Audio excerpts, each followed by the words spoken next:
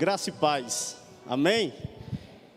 É uma alegria estar com vocês aqui, também uma grande responsabilidade assumir o púlpito e trazer a palavra logo após Douglas Zborowski e Renata Gandolfo. Me dá uma responsabilidade ainda maior de trazer e expor a palavra do Senhor para vocês nessa tarde.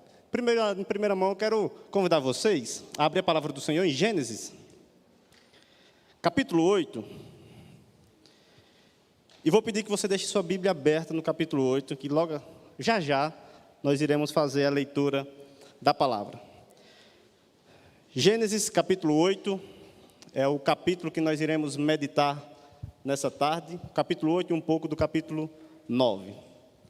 Mas vou tentar não ser extenso bastante com 2 capítulos. Antes de fazer a leitura do texto, eu quero fazer uma pergunta aqui, é muito ousada para vocês. Quero fazer uma pesquisa, não é uma pergunta, mas uma pesquisa. Eu gostaria que, com muita sinceridade no coração, você levantasse a mão. Tá ok? É uma pesquisa. Quem aqui gosta de fazer faxina? Pastor Douglas, olha. Menos de que 5% gosta de fazer. Tá vendo? Ó, as que não levantaram a mão, tá vendo porque vocês não são contentes? Não gosta de fazer faxina, apenas 5 ou 6 aqui gostam de fazer faxina na sua... Como? Foi combinado. Mas você pode perguntar, mas pastor, que pergunta mais machista. Perguntar para as mulheres se gostam de fazer faxina, mas antes de você me julgar, eu gostaria de dizer a você que essa pergunta que eu faço é baseada no estudo norte-americano, que chegaram à conclusão no início de outubro desse ano, dizendo o seguinte, que a maioria dos homens e das mulheres que estão em um pico elevado de estresse, após realizar uma boa faxina na sua casa, eles conseguem chegar a um pico de alegria e a ter ânimo e esperança. Aí você está dizendo, não, pastor, isso é falso, porque após a faxina não dá ânimo. Eu fico muito cansada, exausta. Numa expressão bem paraibana, diz assim, eu fico uma pilha de nervo.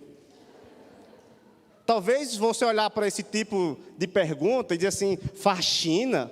Realmente uma faxina vai trazer alegria? Realmente uma faxina vai diminuir o estresse da minha vida? Não, pastor, é falso. Talvez você até acredite que essa pergunta, essa pesquisa é falsa. Mas o texto que nós vamos ler hoje, na boca de um determinado comentarista, ele diz o seguinte, nós vamos estudar e nós vamos meditar uma passagem logo após uma grande faxina que Deus fez no mundo.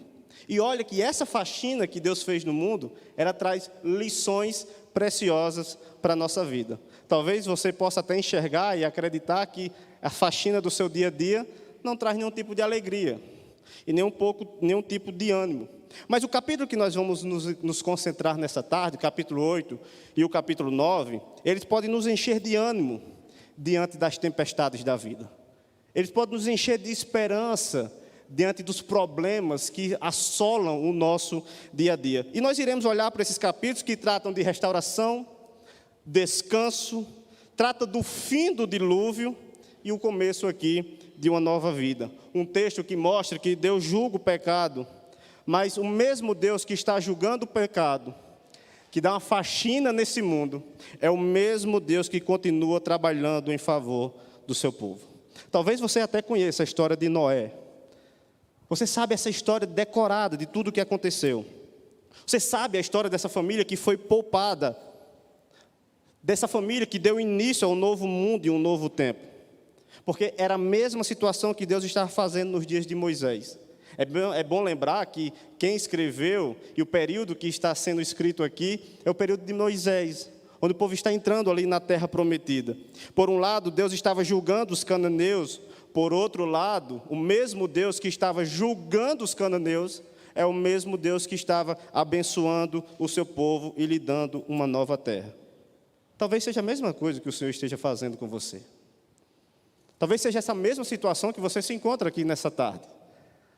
O mesmo Deus que está julgando o pecado, o mesmo Deus que está levantando problemas, O mesmo Deus que está disciplinando alguns povos, é o mesmo Deus que, por outro lado, na mesma situação e nas mesmas circunstâncias, está dando um novo tempo e um novo recomeço para o seu povo.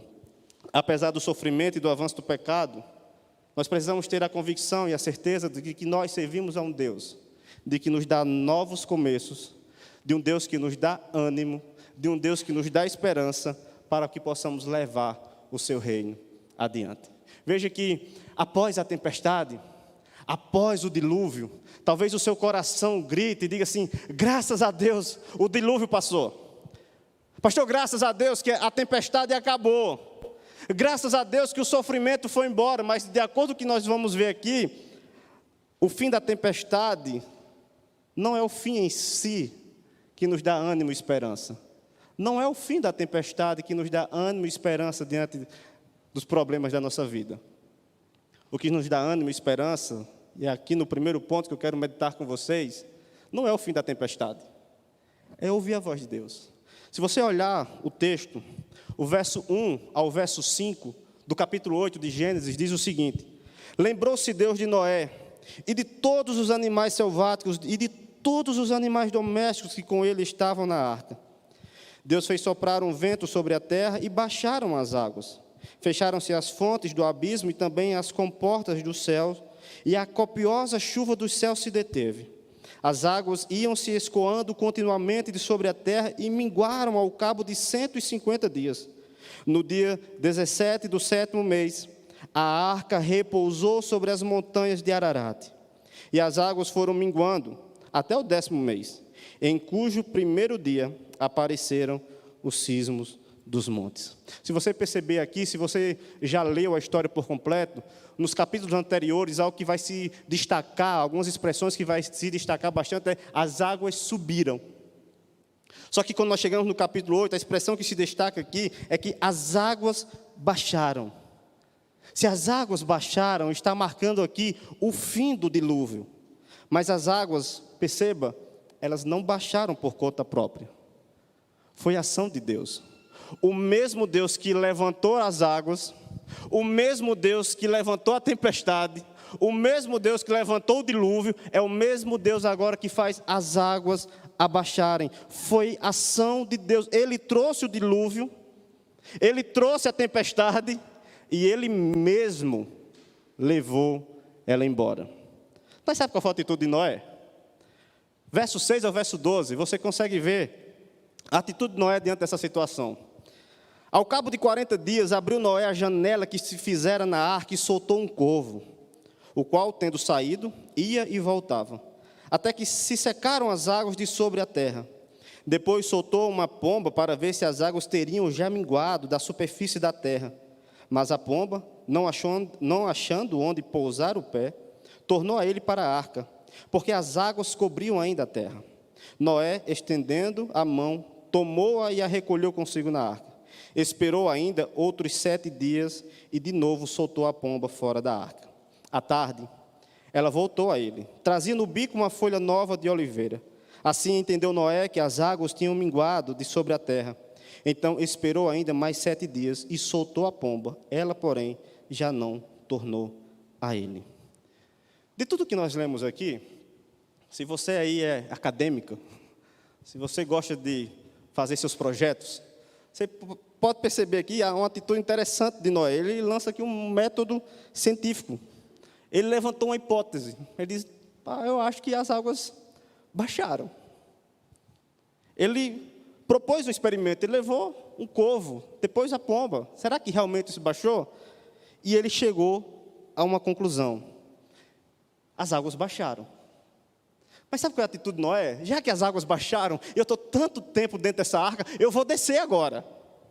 Agora eu vou sair. Mas não é isso que Noé faz. Veja que no verso 13 ao verso 14 diz: sucedeu que no primeiro dia do primeiro mês do ano 601, as águas se secaram de sobre a terra.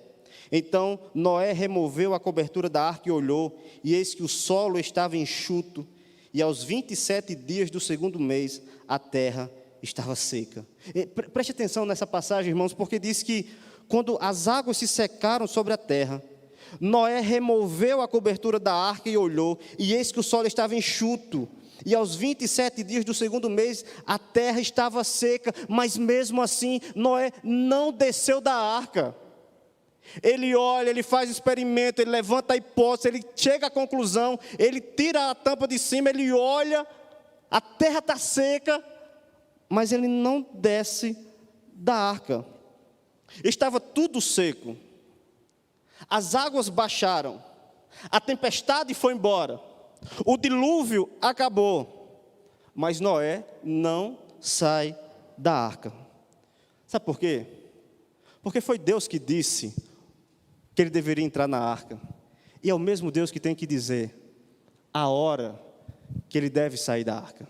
O mesmo Deus que falou que era o momento de entrar, seria o mesmo Deus que estaria falando o momento de sair da arca. Sabe qual é a atitude de Noé?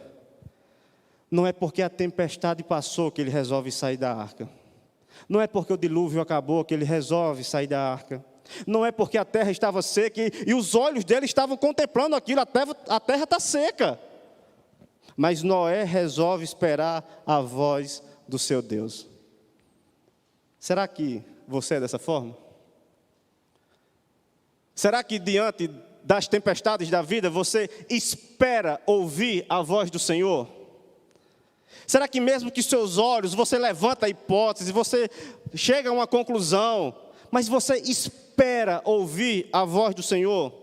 Você tem o costume de esperar por Deus, de ouvir a sua voz? Nós somos da época do instantâneo, do fast food. De fazer um pedido pelo aplicativo e se demorar mais do que 30 minutos é um absurdo. Da comida deve estar pronta em menos de 5 minutos. E você pode até perguntar, mas pastor, então como é que nós, em tempos como esse, de que queremos tudo rápido, que não temos mais essa paciência para esperar, se eu mando uma mensagem para alguém, fica azul e a pessoa não responde, eu enlouqueço. Como eu vou viver nesse tempo em que tudo é muito rápido e instantâneo? Como aprendemos a esperar em Deus em tempos em que os resultados precisam ser rápidos na nossa vida? Veja, lembre-se que as coisas não se movimentam na velocidade que você espera. As coisas não acontecem da sua maneira. Não é no seu tempo, nem na sua velocidade. Não esqueça que Deus tem propósitos para cumprir em nós. E a sua vontade é operada em nós e não somente revelada. Ele revela a sua vontade para nós, mas Ele também opera a vontade dEle em nossas vidas. Porque o objetivo do nosso Senhor é santificar.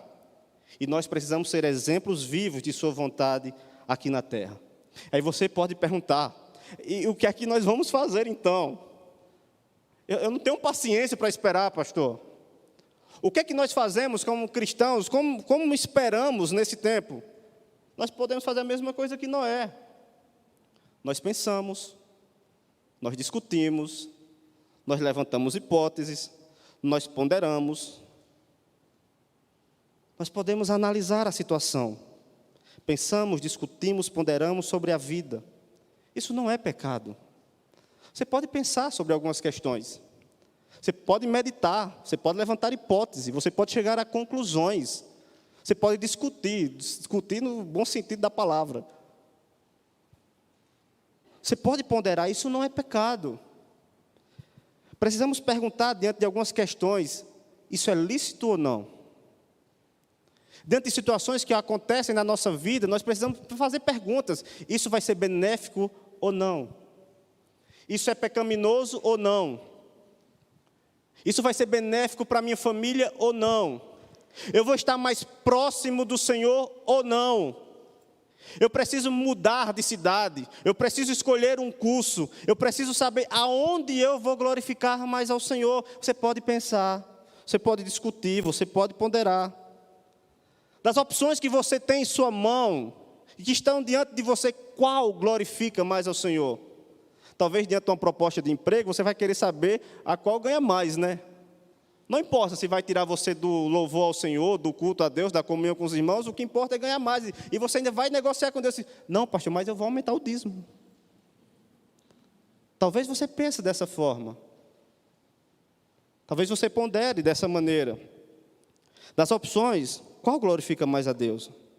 Ao invés de depender de sinais extraordinários, ao invés de depender da sua intuição, ou talvez você já chegou para o seu marido e diz assim: você confia no meu sexto sentido.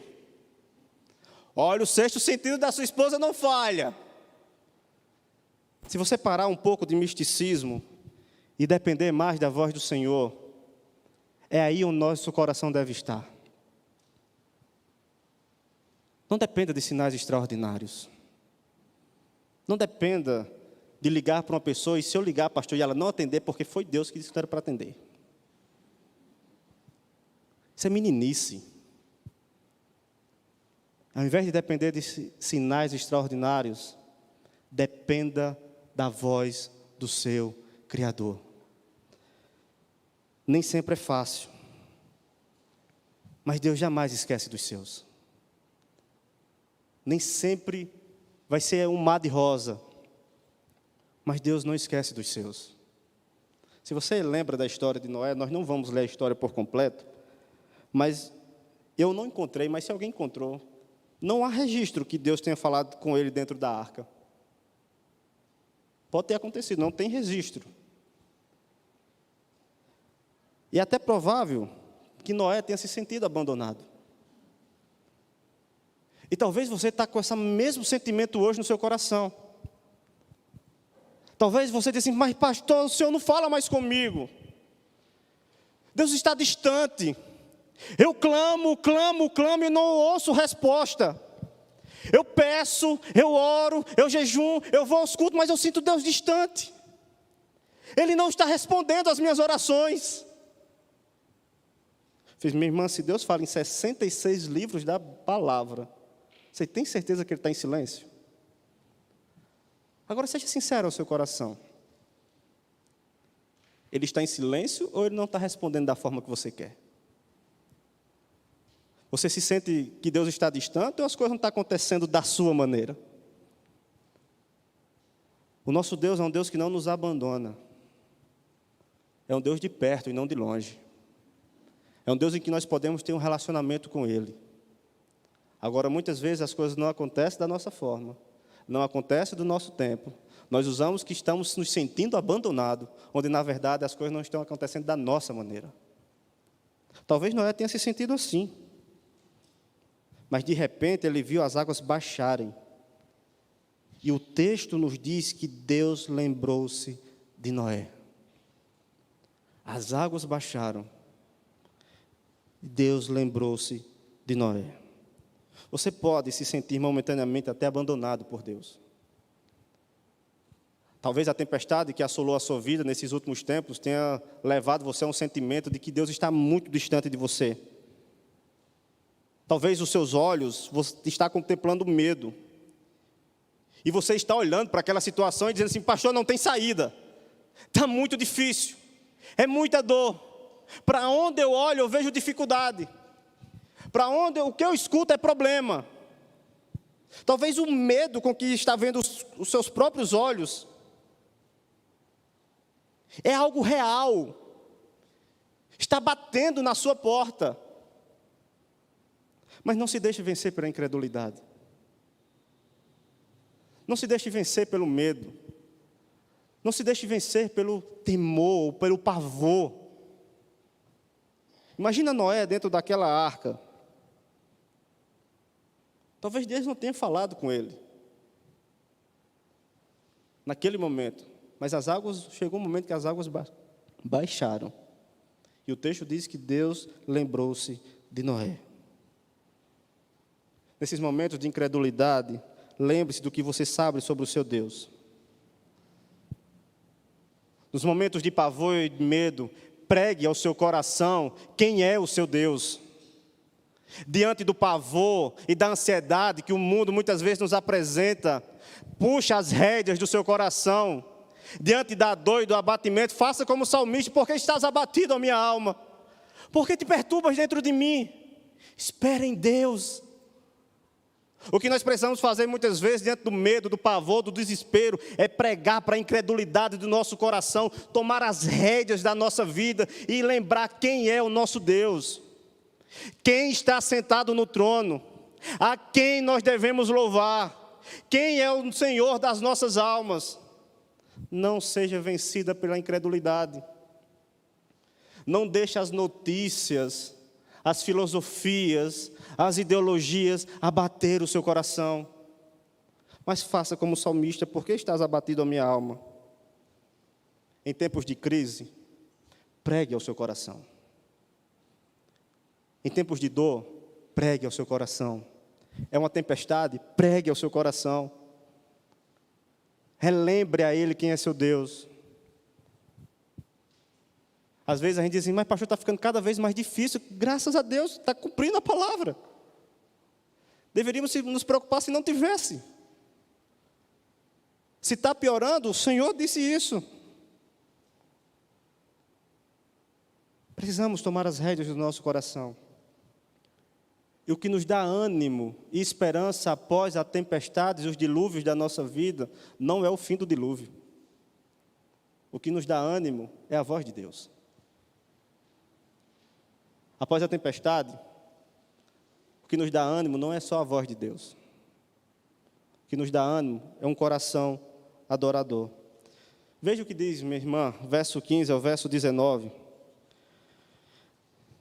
Nos diz o seguinte: então disse Deus a Noé: sai da arca, e contigo tua mulher e teus filhos, e as mulheres de teus filhos, os animais que estão contigo de toda a carne, tanto aves como gado, e todo réptil que rasteja sobre a terra. Fazem sair a todos para que povoem a terra, sejam fecundos e nela se multipliquem. Saiu, pois, Noé com seus filhos, sua mulher e as mulheres de seus filhos. E também saíram da arca todos os animais, todos os répteis, todas as aves e tudo que se move sobre a terra, segundo as suas famílias. Agora sim Noé sai da arca. Sai da arca porque Deus disse: sai da arca. Veja que ao sair, veja a primeira ação dele ao sair da arca. Verso 20. Agora eu quero que você leia isso aqui e lembre de um homem que estava dentro de uma arca com a sua família. E olha o que é a atitude dele. Verso 20 diz: levantou Noé um altar ao Senhor, e tomando de animais limpos e de aves limpas, ofereceu o holocausto sobre o altar. Noé não saiu e foi explorar a terra. Noé não saiu dizendo: o que será que tem por aqui agora? O que aconteceu depois do dilúvio? Ele não foi explorar a terra, ele foi adorar a Deus. Talvez Noé saia da arca e você possa pensar: não, agora é o momento, já que ele está com a família inteira e alguns animais, precisa construir uma casa para ele. Ele não foi construir a sua casa, ele foi construir um altar para Deus. É a primeira atitude de Noé ao sair da arca. Veja que Noé diz a Deus e a sua família que eles eram inteiramente do Senhor. A atitude de Noé depois do dilúvio é mostrar a Deus que ele e a família dele pertencem ao Senhor, que são inteiramente de Deus. Não sei se você já passou por isso, mas muitas vezes quando nós estamos doentes, a primeira coisa que nós fazemos é orar. Ficando bom, lembra de agradecer? Será que lembramos? Doente, ora todo dia. Parece Daniel, 3 horas por dia. E quando fica bom? Lembra? Talvez a atitude sua com Noé aqui seria: eu vou explorar a terra, vou construir uma casa. Noé não. Ele adora a Deus e ele constrói um altar ao Senhor. E Deus responde. Verso 21 e verso 22 diz que o Senhor aspirou o suave cheiro e disse consigo mesmo: não tornarei a amaldiçoar a terra por causa do homem, porque é mau o desígnio íntimo do homem desde a sua mocidade. Nem tornarei a ferir todo o vivente, como fiz, enquanto durar a terra, não deixará de haver sementeira e ceifa, frio e calor, verão e inverno, dia e noite. Irmãs, o início do texto mostra que o Senhor aspirou suave cheiro e disse consigo mesmo: não tornarei a amaldiçoar a terra por causa do homem, porque é mau o desígnio íntimo do homem desde a sua mocidade. Não sei se você entende o que está sendo dito aqui, mas após um dilúvio, o coração do homem ainda continuou mal. Agora, sinceramente, você crê realmente que uma pandemia vai mudar o coração do homem? Talvez você já até falou, pastor, essa pandemia veio para mudar muita gente. Tem muita gente que vai ser transformada, tem gente que vai amar mais a família, tem marido que vai respeitar mais, tem mulher que vai ser menos estressada, filhos vão ser mais obedientes. Meu filho, um dilúvio não mudou.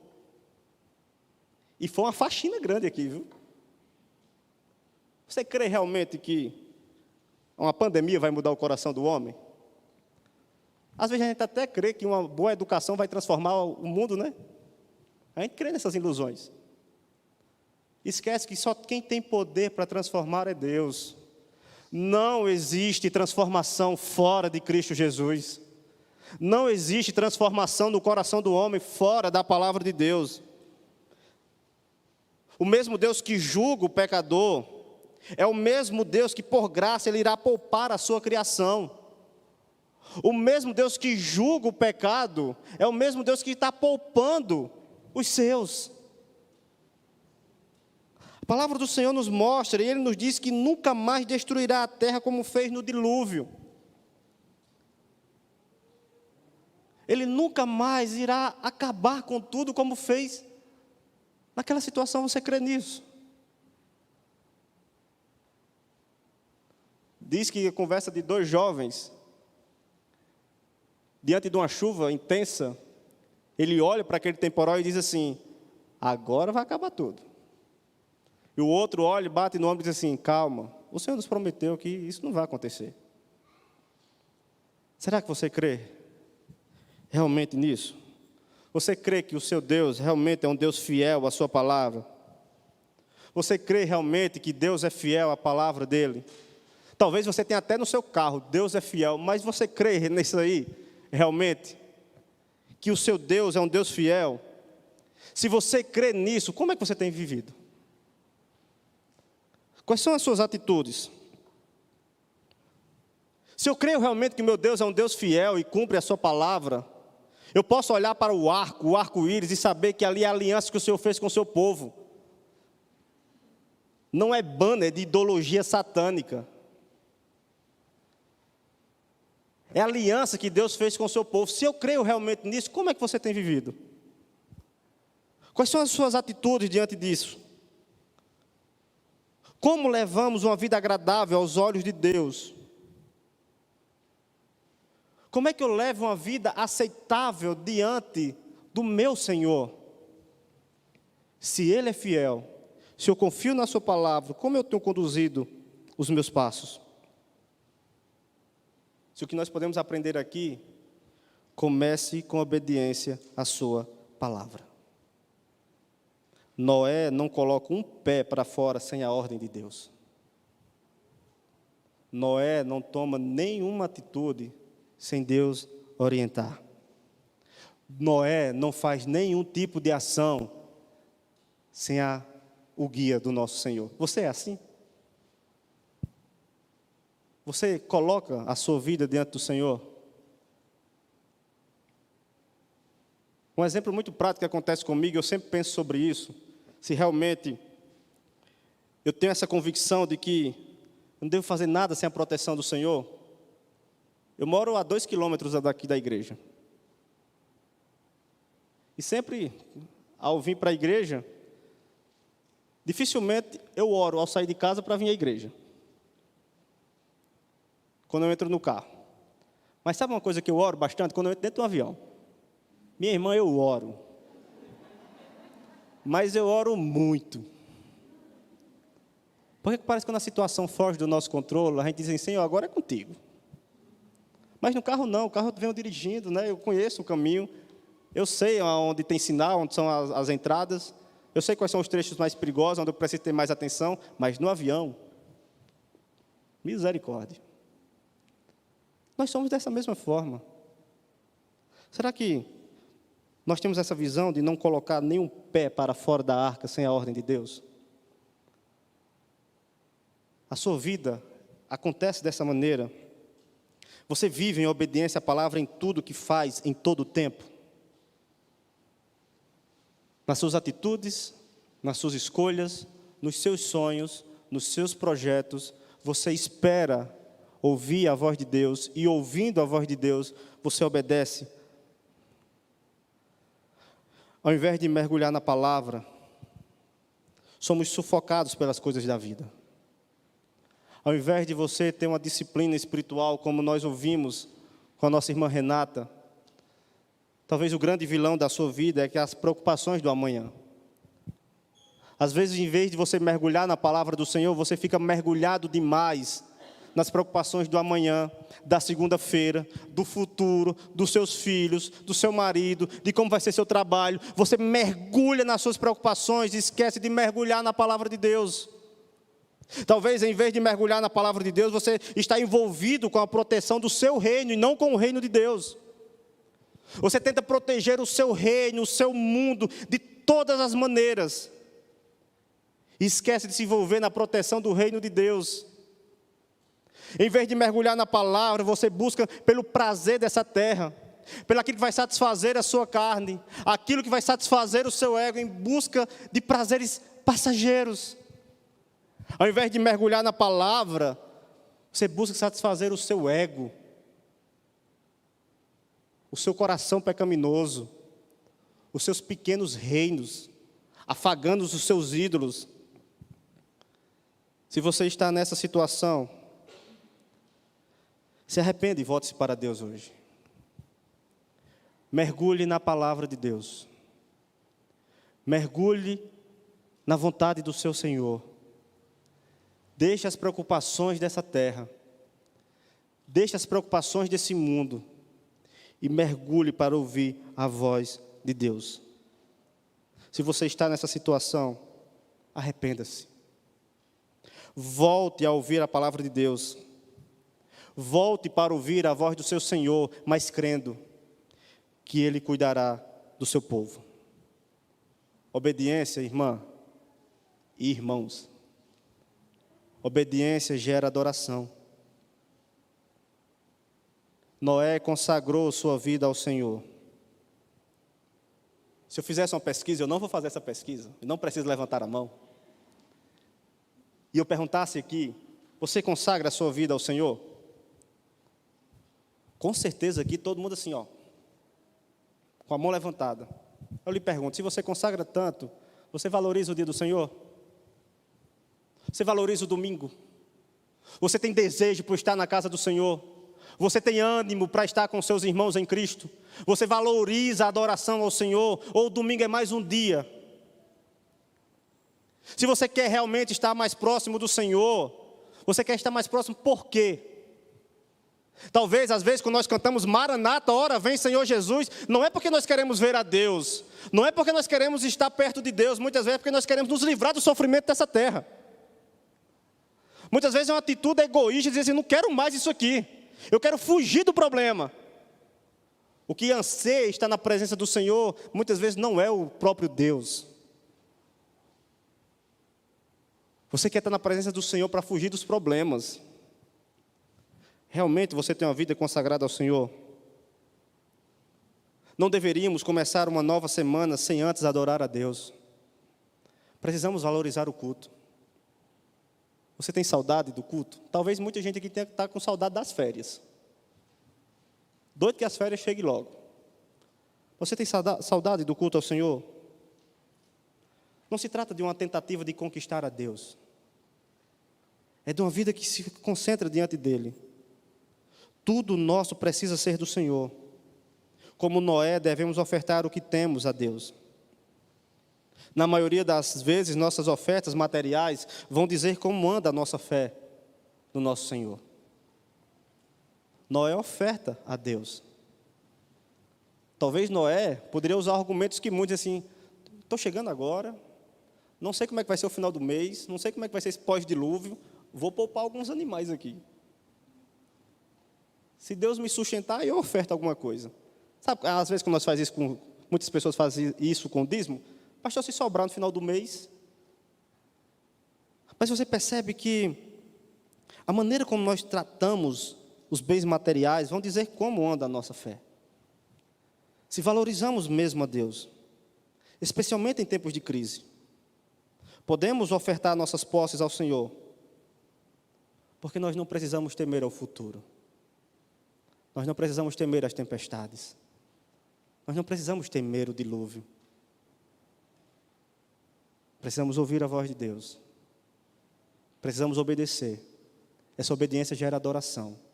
E é isso que nos dará ânimo e esperança diante das dificuldades. Não confie nas posses, mas confiamos e adoramos somente a Deus, na certeza de que a sua palavra jamais muda. O que é que nos dá essa convicção? O verso 8 ao verso 11 do capítulo 9. Veja o que é que o Senhor faz. Capítulo 9 de Gênesis, verso 8 a 11 nos diz: Disse também Deus a Noé e a seus filhos: Eis que estabeleço a minha aliança convosco e com a vossa descendência, e com todos os seres viventes que estão convosco, tanto as aves, os animais domésticos e os animais selváticos, que saíram da arca, como todos os animais da terra. Estabeleço a minha aliança convosco. Não será mais destruída toda a carne por águas de dilúvio, nem mais haverá dilúvio para destruir a terra. O Senhor fez uma aliança com o seu povo. Veja que essa aliança é para todos os seres vivos. Veja que essa aliança é Deus que inicia, não é o homem.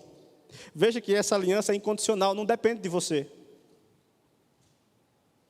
É com todos os seres vivos, é Deus que inicia e não depende de você. É uma aliança sustentada pela graça de Deus. E o sinal, verso 12 a 17, que diz: Disse Deus: Este é o sinal da minha aliança que faço entre mim e vós, entre todos os seres viventes que estão convosco, para perpétuas gerações. Porém nas nuvens o meu arco será por sinal da aliança entre mim e a terra. Sucederá que quando eu trouxer nuvens sobre a terra e nelas aparecer o arco, então me lembrarei da minha aliança, firmada entre mim e vós e todos os seres viventes de toda a carne. E as águas não mais se tornarão em dilúvio para destruir toda a carne.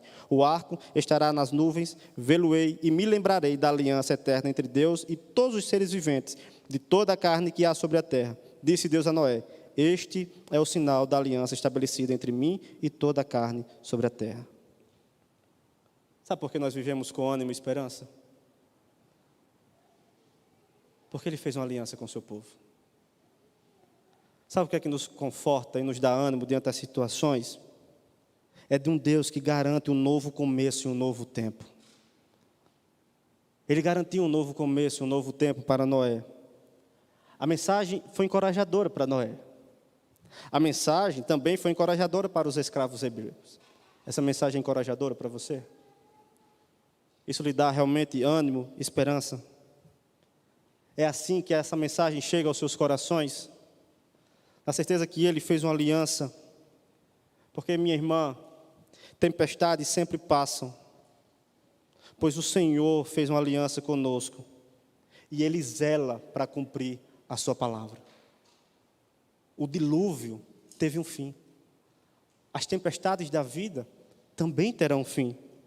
Mas precisamos descansar nessa verdade. Precisamos descansar na provisão e na fidelidade do nosso Deus. E por causa da aliança, Deus está em paz conosco. Por graça, tomou sobre si o nosso castigo. E Ele pode nos salvar do juízo vindouro. Quando o salmista diz: mesmo que as águas subam, elas não vão nos atingir.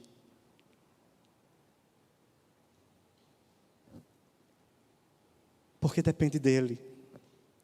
Não depende dos nossos méritos. Em Cristo, nós somos justiça de Deus. E isso nos fortalece a viver em um mundo caído.